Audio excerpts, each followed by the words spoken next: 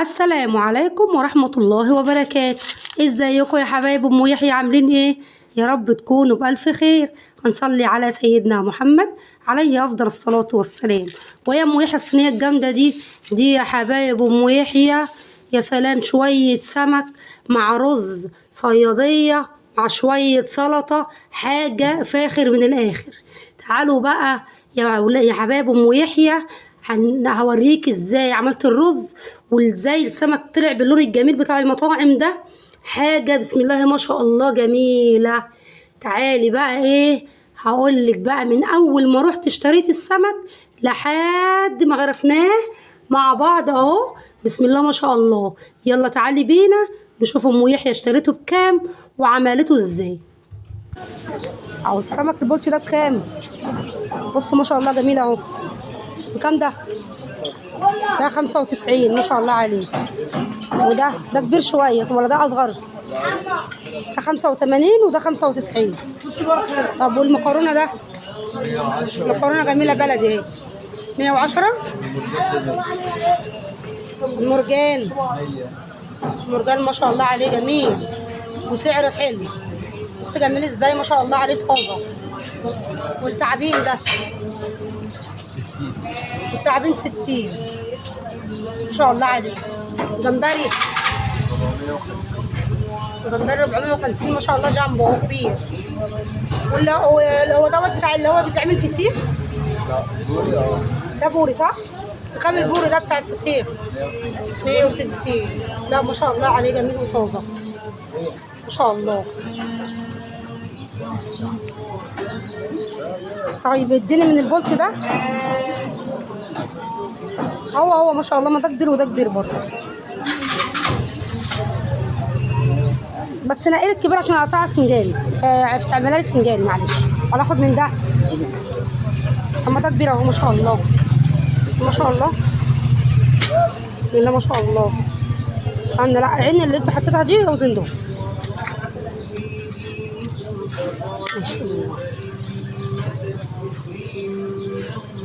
ما شاء الله جميل بسم الله ما شاء الله. سعره جميل مش غالي على فكرة، سعره حلو قوي بسم الله ما شاء الله. ده ب 85 اهو. بصوا ما شاء الله، بصوا ده يعني صاحي، بصوا كان بيلعب. العوجة دي كان لسه بيلعب. بصوا ما شاء الله عليه جميل ولسه منزله منور. بصوا ما شاء الله. ده بقى ده ب 90. ده ب 90 ده ب 85. يعني ما فرقت 5 جنيه بس ما شاء الله. ده برضو كبير ما شاء الله، ده احلى. الناس اللي هي تقطعه سنجاري. بصوا بسم الله ما شاء الله عليه الله اكبر. السمك بكام؟ ده البولت ده ب 90 وده ب 85. المكرونه برضو ما شاء الله عليها جميله اهي بصي. والمرجان سعره حلو قوي. بس المرجان ما شاء الله عليه جميل. ومعاك الجمبري اهو جامبو. بص عامل ازاي بسم الله ما شاء الله عليه. اسعار زي الفل والله. التعابين بقى لو بتحبيها جميله. انت قلت لي التعابين بكام؟ ب 60 يعني ولا حاجه، رخيصه وجميله. وده بتاع الملوحه بقى بتاع التخليل. بكام البوري قلت؟ 160. حلو ما شاء الله. الاسعار جميله ولسه منزل حاجه طازه اهي.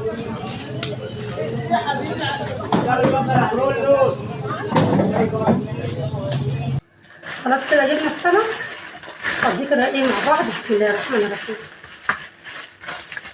طبعا هيتغسل ان شاء الله غسله كويسه. بصوا بقى جبنا المرجان، بس هو يعني قطعه لي ايه، قلت له قطعه سنجاري بس يعني خلي كل يعني قطعه ايه مش سنجاري ما السمكه مفتوحه، لا قلت له خلصها لي بحيث انه يبقى ايه السمكه يا نصين. ودوت برضو ايه مرجان. جبت برضو كده كيلو مرجان. بصوا طعمه جميل جدا وما شاء الله سعره حلو اهو. بصوا يا ولاد. طيب جبت ايه البولت ده 3 سمكات عاملين كيلو وربع، والمرجان دوت كيلو ولا كيلو 100 جرام. هنروح بقى كده ايه على الحوض نغسله كده يا حبايبي غسله كويسه مع بعض. نفتح بقى كده ايه الميه وفي الحوض كده اغسليه بقى ايه غسله كويسه.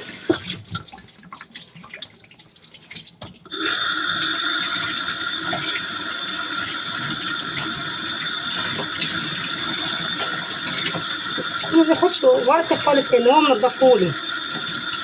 وعلى فكره انا ساعات برضو بنضفه انا، يعني بجيبه مش منضف وبنضفه انا.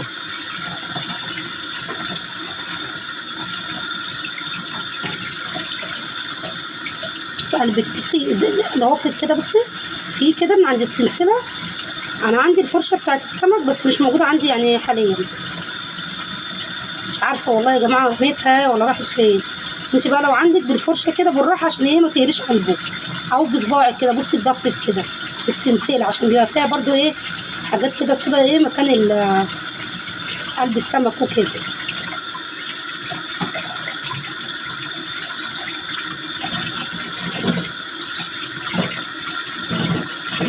متاخدش معاكي ولا اي وقت.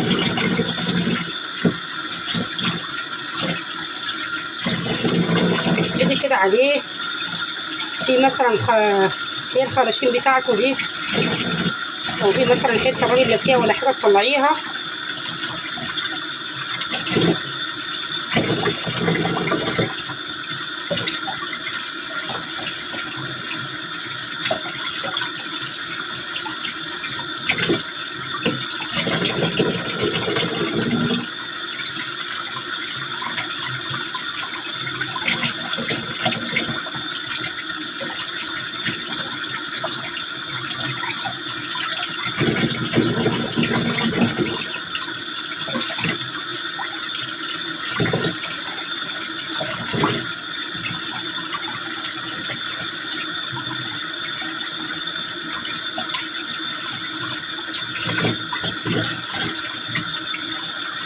بصوا قلبه ما شاء الله عامل ازاي، زي الفل.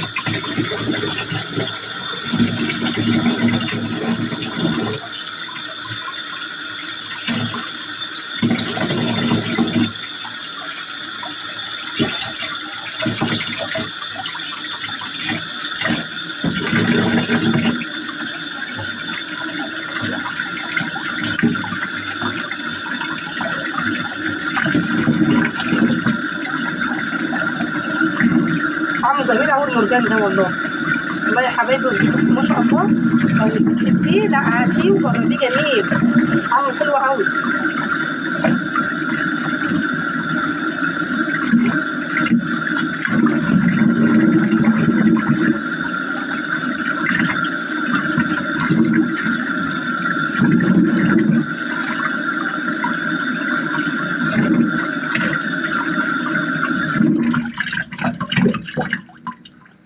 بس كده ايه غسلناه، هنشطفه برضو شطفه تاني، هنشطفه بقى ايه شطفه كمان.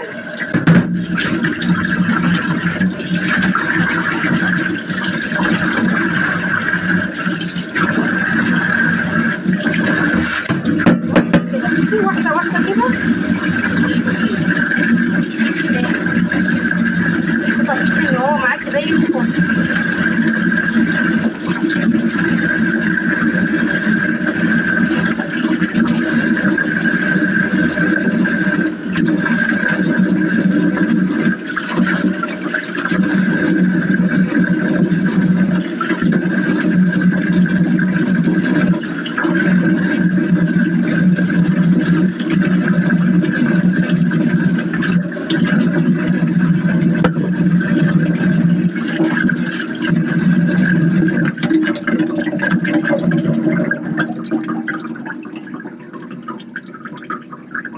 خلاص بصوا ما شاء الله عامل ازاي، شطفناه شطفه زي الفل.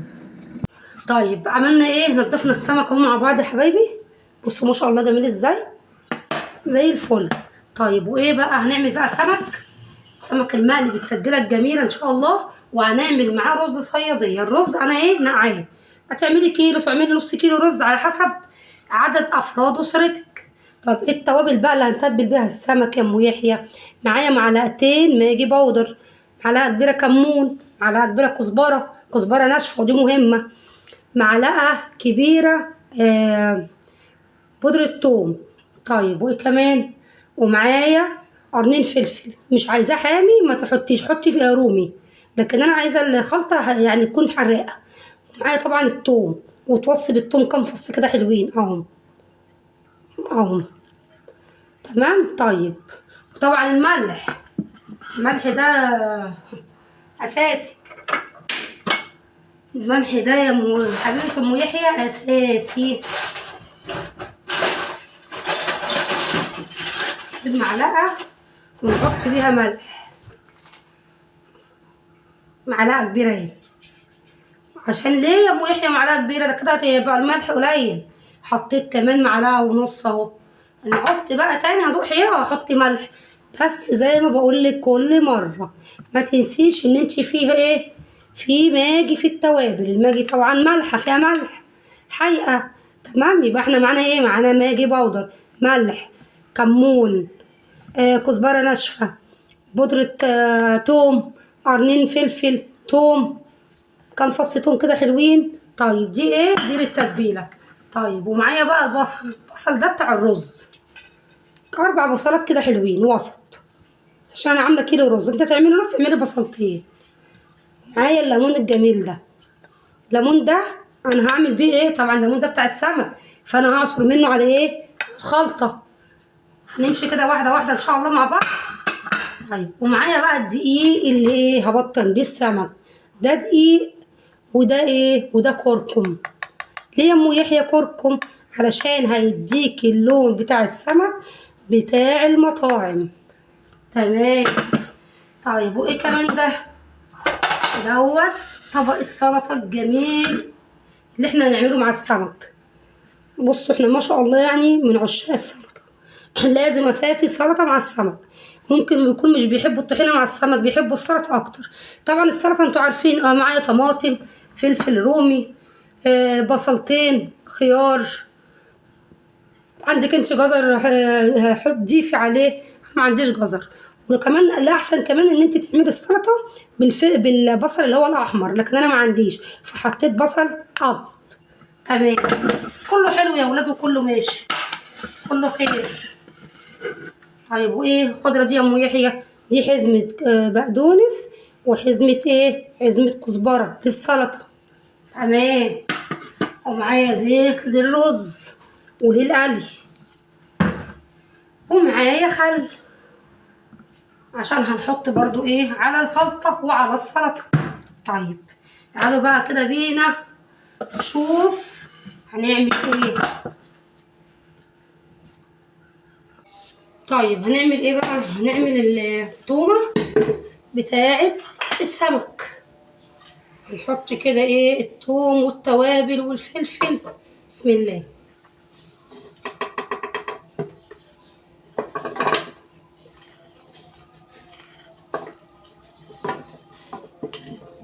اديله حقه في التتبيلة، يطلع معاك ان شاء الله شوية سمك 10/10. مش عايزة بقى انت فلفل، مش عايزاه حراق زي ما قلت لك هتحطي ايه؟ هتحطي رومي، لكن انا عايزاه ايه؟ عايزاه الخلطة بتاعته حراقة. نضربهم بقى كده ايه ضربة حلوة. ضربنا التوم بالتوابل ضربة كده كويسة. هنفضيهم بقى في الطبق الحلو ده.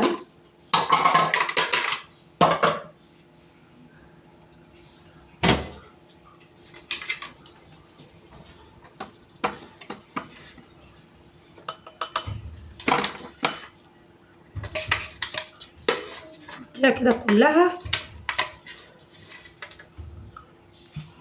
خلاص كده فضينا ايه التتبيلة بتاعتنا. طيب هتعملي ايه بقى؟ انا هشيل معلقة من التتبيلة الحلوة دي وهقول لكم هعمل بيها ايه بعدين. طيب يبقى احنا كده شلنا ايه معلقة من التتبيلة. نعصر بقى الليمونة الحلوة دي على ايه؟ على الخلطة. الليمون ده حبايبي مش فريش. الليمون الوقت سعره غالي جدا، كان ب100 جنيه حوالي من اسبوعين كده ولا حاجة. بصوا انا الليمون ده بجيبه، قلت لكم قبل كده في فيديو قبل كده ان انا بجيبه وهو سعره كويس وهو رخيص، وبحطه في الفريزر بيقعد معايا فترة، وباجي قبل الاستعمال مفيش 5 دقايق بيبقى ما شاء الله عليه زي ما انت شايفة كده كأنك لسه جايباه فريش. يبقى انا ايه هعصر ليمونة كده اهو على الخلطة الحلوة دي. طيب وهنحط ايه يا ام يحيى كمان؟ نحط معلقه خل واحده ونقلب بقى الخلطه دي تقليبه حلوه.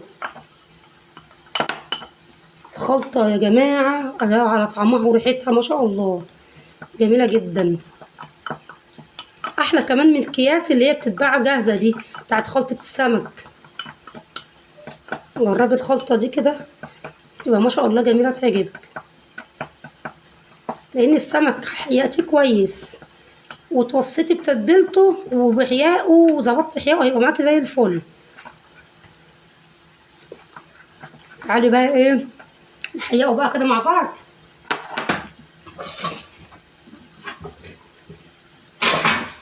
بسم الله.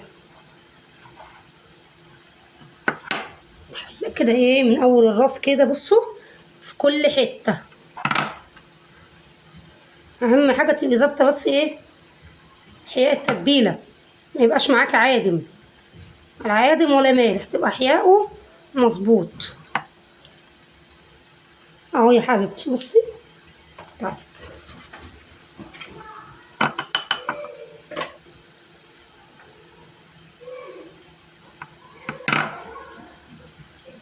حياء كده في كل حته زي ما بقولك.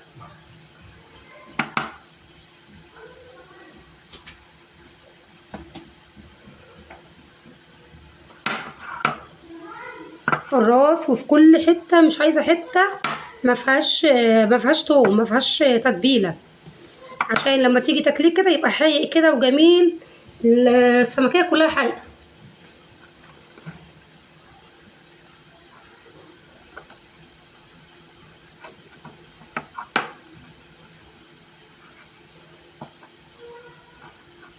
ساعات كمان بكون مثلا جايبه كميه بروح متبله كله وشايلاه ولفاه في استرتش او في علبه وشايلاه في الفريزر، بيقعد معايا فتره.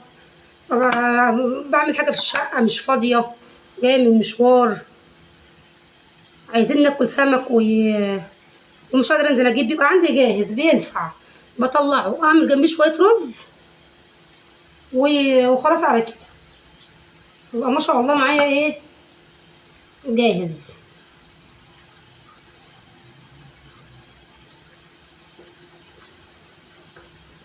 حتى لو انت مش هتاكلي مثلا السمك ده، مش عايزه اكل سمك النهارده يا ام يحيى وانا نزلت وقابلني سمك، هاتيه نضفيه وتبليه وحطيه في علبه ومنين ما تعوزيه هتلاقيه اهو يا حبيبتي. بصي بقى تبلنا كده البولت، هنتبل ايه؟ نتبل المرجان الجميل بتاعنا ده.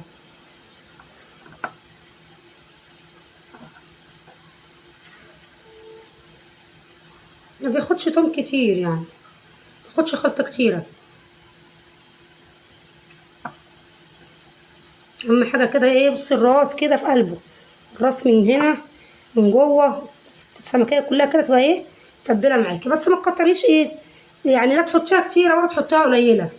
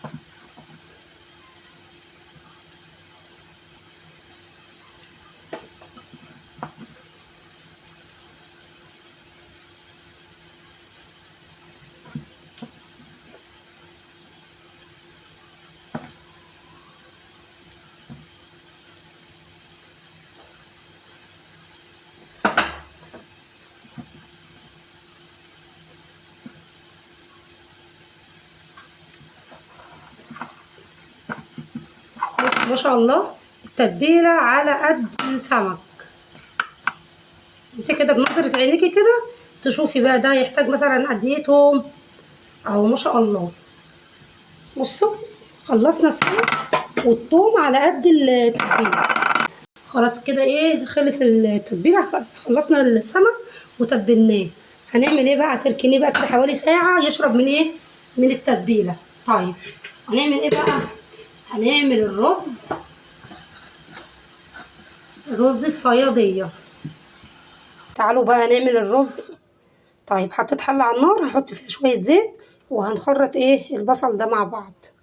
مش هعمله في الكبه، لا هخرطه. هنحط كده ايه شويه زيت حلوين، يا دوب الزيت يسخن نروح نازلين عليه بايه، بالبصل.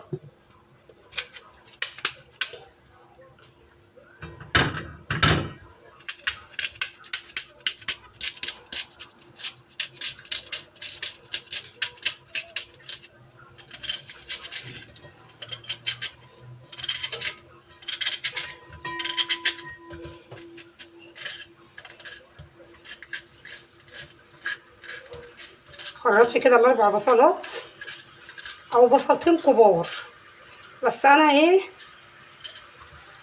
هحط 4. عملت واحده دي 2 عشان انا عامله كيلو رز.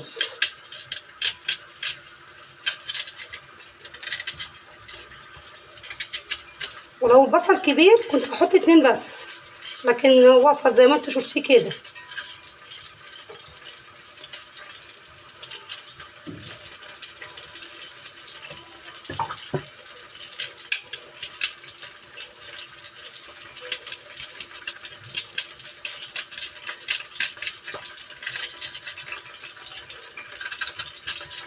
والله يا حبايبي انا ما بحبش اعمل اكل غير في الحله الالمونيا دي، يعني برتاح لها سبحان الله. يعني برتاح للحله الالمونيا دي بتاعت جدتي.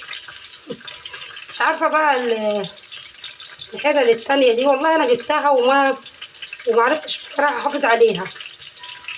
بقيت استعمل المعلقه الالمونيا، ما عرفتش احافظ عليها. فاللي هي اللي بينفع معايا الالمونيا بصراحه، مش هضحك عليكم. الجرانيت والبتاع دوت والتيفال منفعش مع ام يحيى. بنسى بقى واروح مستعمله المعلقه الالمونيا، اتجرح بقى معايا. انت بقى لو عندك نصيحه مني، اوعي تستعملي فيه وتنسي وتستعملي المعلقه الالمونيا. حتى برضو المعلقه الخشب بتجرحه على فكره، لكن السيليكون دي بتبقى كويسه. هنقلب بقى ايه البصله بتاعتنا الحلوه دي لحد ما تتكرمل معانا. اديكي بقى كده فيها عشان ما تتلسعش مني، فكلها لون واحد.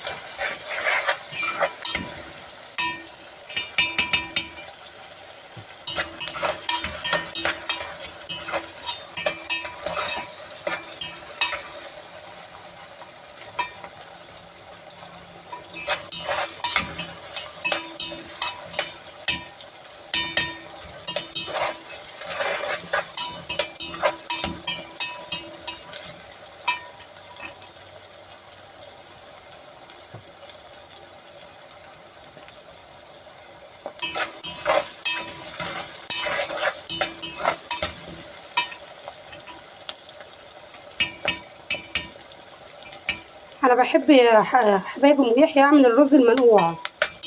انتوا بتحبوا الرز المنقوع؟ يعني بتحبوا تعملوا الرز المنقوع ولا بتحبوه ناشف ان انتوا تغسلوه وعلى طول تعمليه؟ لا انا بحب اغسله وانقعه ايه حوالي كده ساعه. اجي بقى اسويه، بسم الله ما شاء الله على جماله، ما بياخدش ولا ميه كتير ولا بياخد سوا. وتلاقي كده الرزايه كده جميله كده، وتلاقيها مش عارفه، بحس ان هو بيزيد عن الرز الناشف.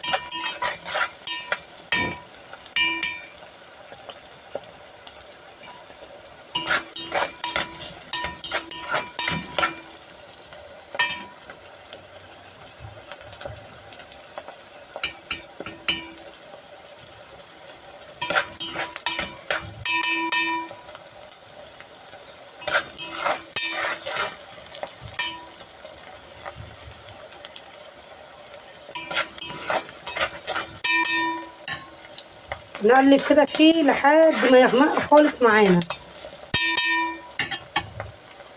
بس كده ايه قربت تتكرمل معانا تمام. تنزلي عليها بايه بقى؟ فين بقى معلقه الثوم اللي احنا شلناها مع بعض قبل ما احط الخل والليمون اللي احنا شلناها من تتبيله السمك اهي. نضيفها كده على البصله تقليبه حلوه.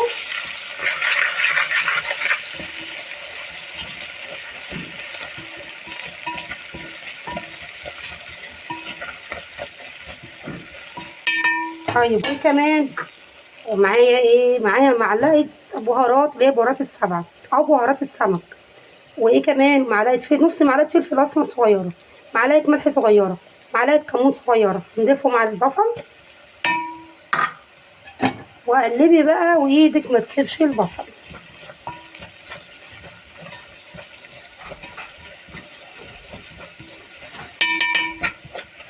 فيه كده علشان متبقاش واحده صفرا وواحده غامقه، لا كله لون واحد.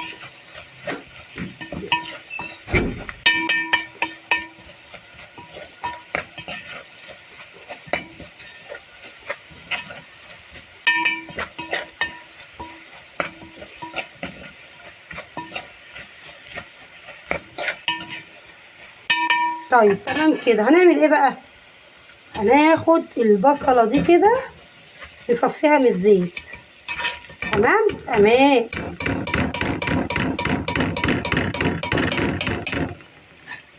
شيل البصله كلها كده، البصله من الزيت. هنعمل ايه بقى؟ هنحطها في الكبه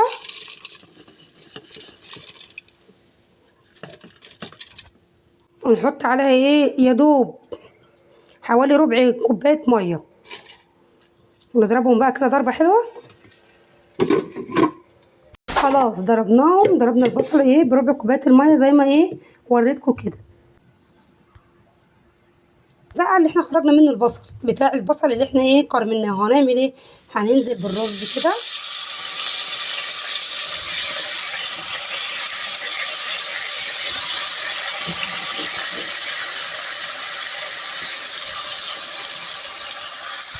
نزلناه بقى ايه. هنقلب كده تقليبه حلوه.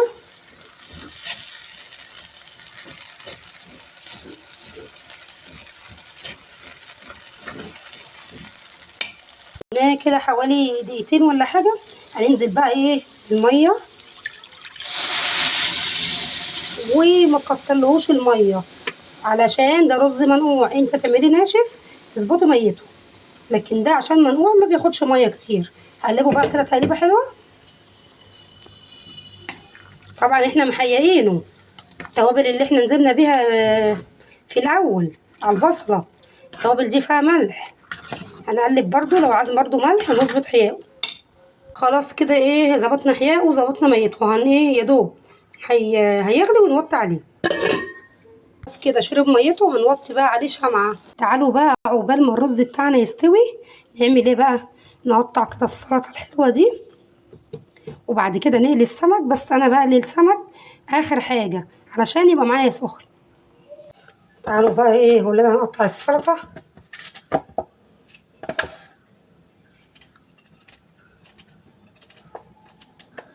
هحط فيها ايه السلطة؟ هحط طماطم خيار وفلفل رومي عشان مش عايزين السلطة الولاد حراقة، فكفاية عليهم السمك فيه فلفل حار. فانا مش هحط ايه فلفل حراق في السلطة. هحط رومي، هحط خيار، هحط بصل زي ما قلتلك. عايزة تزودي جزر تمام، تزودي في الخضرة تمام. انا هحط الخضرة بقدونس وكزبرة.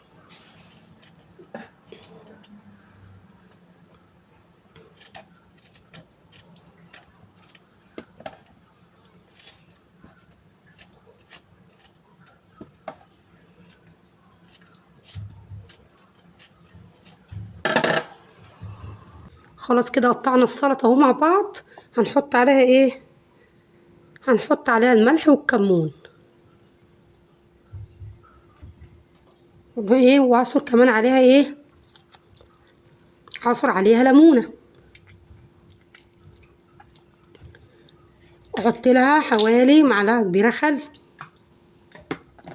عايزه تستكفي بالليمون تمام، عايزه تحطي خل على ليمون زي كده تمام، بتبقى طعمها بسم الله ما شاء الله جميله. هنقلبها بقى تقليبه حلوه ونروح نقلي السمك.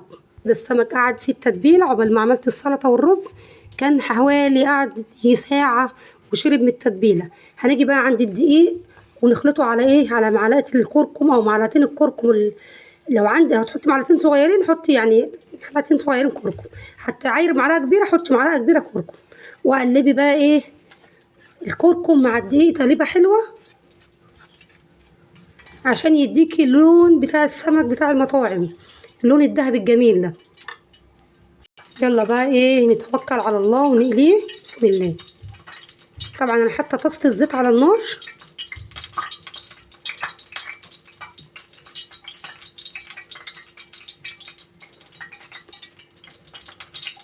بطنيه كده كويس.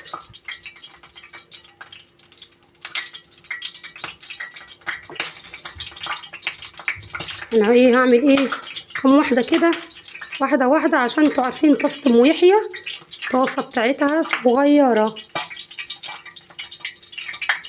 اهم حاجه بس تسيبيه كده ايه يقعد في التتبيله شويه عشان يشرب من الحياء بتاعه.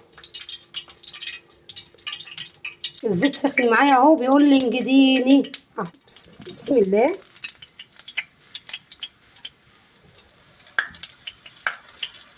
ده بقى المرجان ده ما تقلبهوش ولا تيجي جنبه غير لما تحسي خلاص ان من تحت كده خد لون عشان ما يفتفتش معاكي. هعمل كده كام واحده اكمل الطاسه. خلاص كده ايه خد لون من تحت، بالراحه كده وتروحي قلباه بالراحه.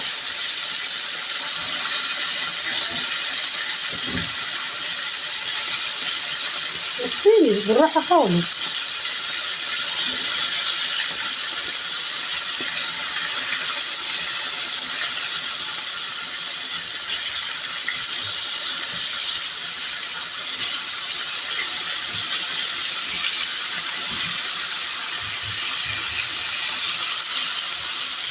طبعا دي بقى يعني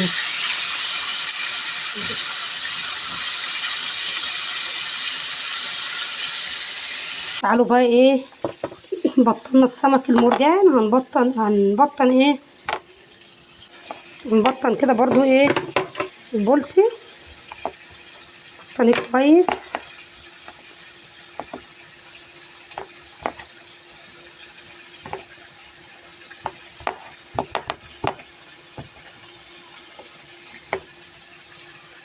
برضو البولتي نفس الحكايه، دوب ياخد برضو لون وتروحي قلباه. اللون ده انا كده هتفرجه اهو، خد اللون اللي احنا عايزينه واستوى وبسم الله ما شاء الله عليه. خلاص كده يا حبايبي قلينا السمك وعملنا الرز الصياديه مع بعض ومشينا مع بعض خطوه خطوه من اول ما اشتريت السمك. بصوا بسم الله ما شاء الله، بصوا اللون الجميل بتاع السمك عامل ازاي، والبولتي برضو ما شاء الله عليه. ويا سلام على الرز الصياديه، طعمه مش قادره اوصف لكم حاجه بسم الله ما شاء الله. وعملنا جنبيه كده شويه سلطه وما شاء الله احلى غدوه ولا اي حاجه. وان شاء الله يا رب تجيبي نص كيلو سمك بولتي ونص كيلو مرجان وعلى نص كيلو رز، وهتلاقي نفسك عملتي احلى غدوه. مع الف سلامه يا حبيبه ام يحيى، وان شاء الله الفيديو عجبك. ولو عجبك بقى الفيديو بتاع السمك الجميل ده والرز الصياديه ده اللي مش قادره اوصف لك طعمه وريحته عامل ازاي، لو عجبك الفيديو اعملي ايه، تعملي لايك واشتراك لام يحيى. مع الف سلامه وان شاء الله اشوفك في فيديو جديد.